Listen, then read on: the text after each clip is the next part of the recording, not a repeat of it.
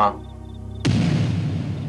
तुम्हें भी नींद नहीं आ रही? इस खबर को सुनने के बाद नींद आ सकती है क्या? कुंती की शादी रस्तोगी के साथ। तो बहुत हैरान हूं मैं। कुंती की शादी अगर हिम्मत के साथ हो जाती तो भी ठीक था, लेकिन वो इतने बड़े आदमी की पत्नी बनने जा रही है। इसके तो भाग्य ही खुल गए। हाँ माँ, जिसकी हम तबाही चाहते थे अब वो महलों की रानी बनने वाली है। डॉक्टर गजेंद्र ने तो कभी सपने में भी नहीं सोचा होगा। अरे जो कल तक जमीन पे घिसट रही थी आज आसमान छूने के सपने देख रही है। उन्हें तो बिन मांगे मुराद मिल गई मन। लेकिन हम तो वहीं रह गए माँ। हमने भी सपने देखे थे आसमान की ऊंचाई छूने की, लेकिन इस खबर ने हमें सीधा जमीन पर पटक दिया है। अब डॉक्टर गजेंद्र कुंती के बिहार में सब कुछ उसके नाम कर देंगे। अब डॉक्टर गजेंद्र हमारे हाथ नहीं आएंगे मान। लेकिन ये तो हमारी हार है माँ, हमारी हार है ये।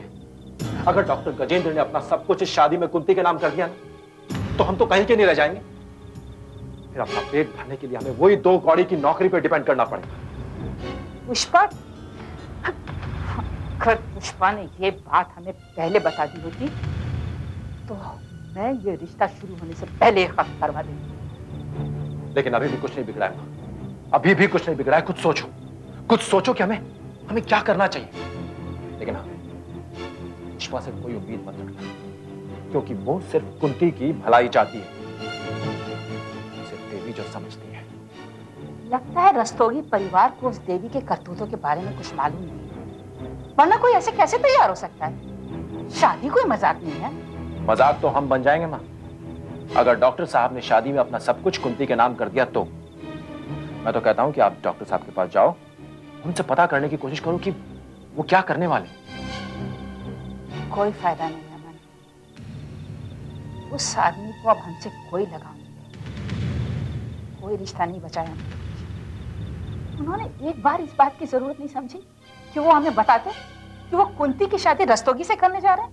उन्होंने तो हमें अपना दुश्मन ही मान लिया है। अगर उन्होंने दुश्मन माना है ना, तो मैं दुश्मनी निभा के दिखाऊंगी। किसी भी हालत में उनकी दौलत अपने हाथ से जाने नहीं दूंगी।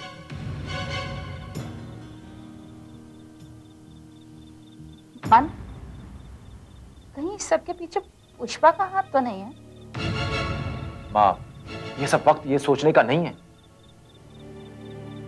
तो मैं ऐसा करती हूँ कि शादी की मुबारकबाद देने के लिए मिठाई लेकर डॉक्टर साहब के पास जाती हूँ और उन्हें यह जताती हूँ कि इस शादी की खबर से हम लोगों को बहुत खुशी हुई।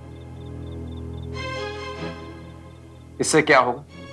इससे यह होगा कि ऐसा जताकर मैं डॉक्टर साहब के दिल की हर बात उगलवाने की कोशिश करूंगी। लेकिन अगर उन्होंने ये कह दिया कि वो अपना सब कुछ कुंती के नाम कर देंगे, तो फिर आप क्या जवाब देंगे? अगर कुंती के लिए उनका कोई फर्ज है तो हमारे लिए भी उनकी जिम्मेदारी बनती है, और ये जिम्मेदारी उन्हें हर हालत में निभानी होगी।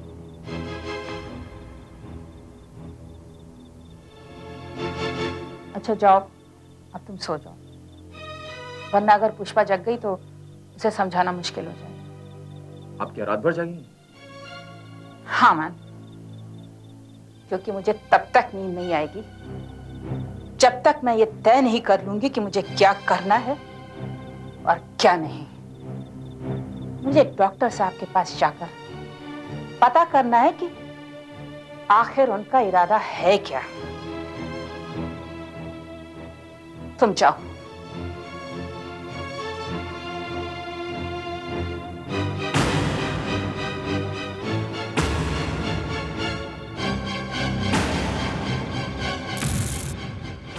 डॉक्टर साहब, हमने शादी की पूरी तैयारियां कर ली हैं, यहाँ तक कि हमने कुंती की पसंद के गहने और कपड़े भी खरीद लिए हैं। अच्छा, कुंती आपके पास आई थी? आती क्यों नहीं, हमारी होने वाली बहू जो ठहरी, हमारी बात वो कैसे टाल सकती है। और फिर डॉक्टर साहब, हम जो भी कर रहे हैं उसी के लिए ही तो कर रहे हैं ना। अच्छा है, इसी तरह से उसका दिल बना रही हैं आप। मैं तो डर रहा था कि कहीं सब कुछ हो जाने के बाद भी शादी से इनकार न कर दे। जब उसने स्वामी जी के आदेश का पालन करना स्वीकार कर लिया है, तो फिर वो उनके आदेश से पीछे कैसे हट सकती है? मेरी तो भगवान से यही प्रार्थना है कि वो सकुशल शादी करके आपके घर चली जाए, तब मैं गंगा नहाऊंगा। डॉक्टर साहब, हम इन 4 महीनों में पूरी तैयारियां कर लेंगे। कहीं किसी तरह की कोई कमी नहीं रहनी चाहिए। हम ऐसा करते हैं, एक 5 स्टार होटल बुक कर लेंगे। उसमें आपके सब नाते रिश्तेदार भी आ जाएंगे और हम लोग भी। जी नहीं, हमारे कोई नाते रिश्तेदार नहीं। तो क्या हुआ, चंद दोस्त अहबाब तो होंगे ना? हाँ, 1-2 गिने चुने। जो भी है, हमने तो ये तय कर लिया है, शादी की सारी रस्में 5 स्टार होटल में ही होंगी। मेरी भी एक ही बेटी है, उसकी शादी में मैं कोई कमी नहीं रखना चाहता। मेरी बेटी के सिवा है कौन? देखिए डॉक्टर साहब, हम आपको कुछ नहीं करने देंगे। माना कि आपकी बेटी हमारे यहाँ बहू बनकर आ रही है, लेकिन हम उसे बेटी की तरह मानते हैं। शादी का पूरा इंतजाम हम खुद करेंगे।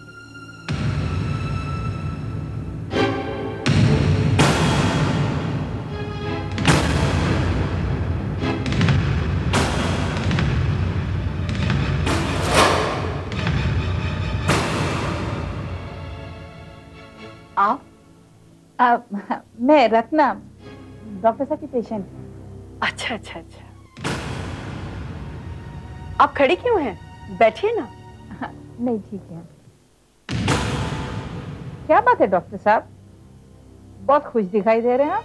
आपको शायद मालूम नहीं, डॉक्टर साहब अपनी बेटी की शादी करने जा रहे हैं, हमारे बेटे रोहित से। ओह, तो ये बेटी की शादी की खुशी है। और आप हैं रोहित रस्तोगी की माँ नंदिनी रस्तोगी। आपने हमें कैसे पहचाना? अब इनकी बहू पुष्पा आपकी कंपनी में काम करती। अच्छा, तो ये पुष्पा की सास है। बहुत ही नेक लड़की है पुष्पा। अब नेक सास की नेक ही बहू होती है। अब मुझे लग रहा है कि आप लोग कुछ जरूरी बातें कर रहे थे, मैं बाहर चली जाती हूँ। नहीं नहीं, आप बैठिए, हम तो बस शादी की बातें डिस्कस कर रहे थे, हम चलते हैं। अरे ऐसे कैसे चली जाएंगी, शादी की खबर तो मुझे पहले ही मिल गई थी। मैं डॉक्टर साहब का मुंह मीठा कराने के लिए मिठाई लेकर आई थी, और अब साथ में समधन भी है, तो आप भी मुंह मीठा करिए। हमें तो आप माफ कीजिए, आप डॉक्टर साहब का मुंह मीठा करवाइए, हम चलते हैं। अच्छा डॉक्टर साहब, अब हमें इजाजत दीजिए, हम चलते हैं। हम आपसे फोन पे बात करेंगे। नमस्ते। नमस्ते, आइए बाहर तो छोड़ा दो।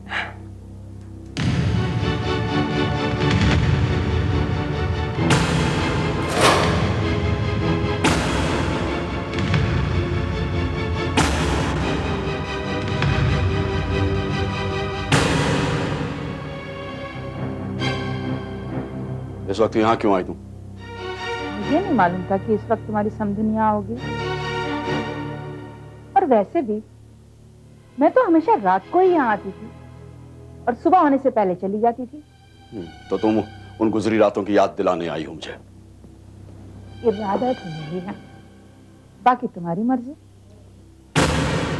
बड़ी मुश्किल से मैंने अपनी खोई हुई इज्जत पाई है रत्ना। मैं तुम्हें पहले ही बता चुका हूं कि मैं नहीं चाहता कि तुम जैसी औरत को कोई यहां पर देखे और मुझ पर उंगलियां उठाए। इसलिए बेहतर होगा कि तुम यहां से चली जाओ। चली तो मैं जाऊंगी गजेंद्र, लेकिन मेरी एक बात कान खोलकर सुन। अपनी बेटी की शादी तुम चाहे जहां करो, चाहे जैसे करो, लेकिन हमारे लिए तुम्हारी जो जिम्मेदारी है उसे मत भूलना। क्या कहना चाहती हो तुम? तुम अच्छी तरह से जानते हो कि मैं क्या चाहती हूँ, मेरा क्या मतलब है। तुमने मेरे साथ क्या क्या किया है गिनवाऊं तुम्हें? मैं तुमसे डरने वाला नहीं हूं। मैं जो करने वाला हूं वो सुनो। मैं ये बंगला, अपना सब कुछ कुंती के नाम करने वाला हूं। इसीलिए डॉक्टर गजेंद्र, मैं तुम्हें आगाह कर रही हूँ कि आज तो तुम्हारी समधन के सामने मैंने तुम्हारे और अपने रिश्ते को डॉक्टर और पेशेंट का रिश्ता बताकर तुम्हें बचा लिया। लेकिन अगर कल कहीं जाकर मैंने तुम्हारी समधन के सामने अपने और तुम्हारे रिश्ते की सच्चाई उगल दी ना, तो कहीं मुंह छुपाने लायक भी नहीं रहोगे तुम। और ये जो कुंती की शादी के सपने देख रहे हो ना तुम लोग, तुम दोनों बाप बेटी जिंदगी भर सर धुनते रह जाओगे।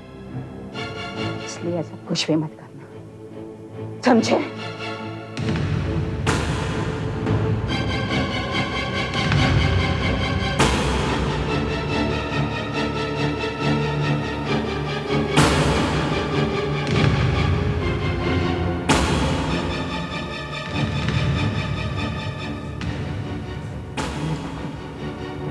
अब शायद तुम्हें इसकी जरूरत है। रात भर पियो और जी भर के सोचो।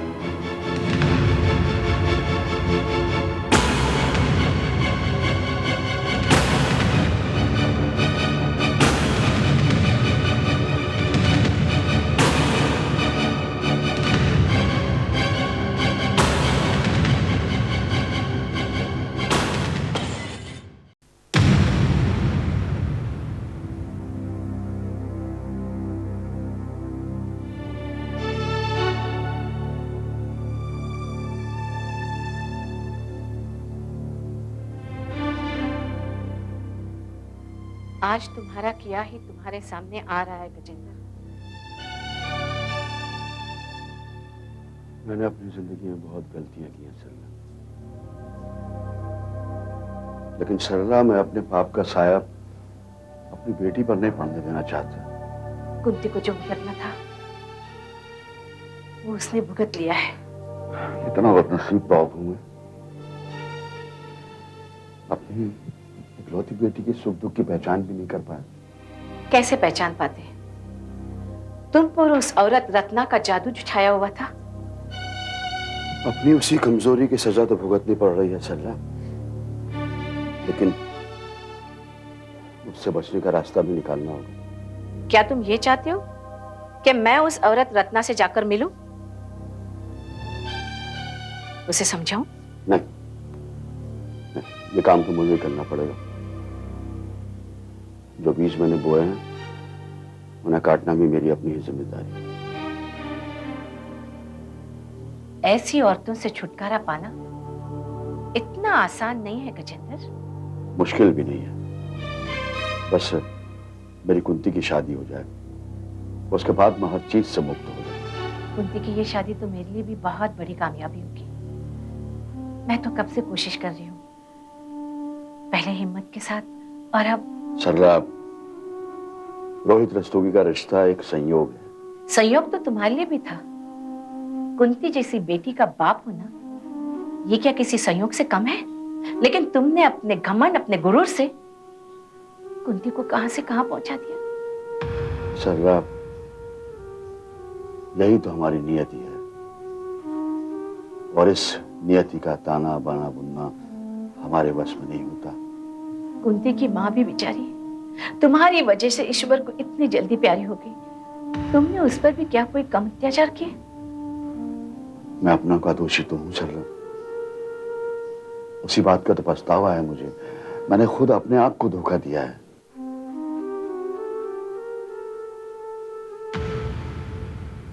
आज भी मुझे वो दिन याद है गजेंद्र, तुम मुझसे इस कदर नफरत करते थे कि मेरा तुम्हारे घर में कदम रखना भी तुम्हें बर्दाश्त नहीं था। मुझे बुरा भला कहते थे तुम। मैं वो सब भूले नहीं हूं गजेंद्र। लेकिन मैंने भुला दिया सरला। मैं अपनी बेशरम बेगरज जिंदगी से बाहर निकल आया हूं। मैं वो गजेंद्र नहीं रहा।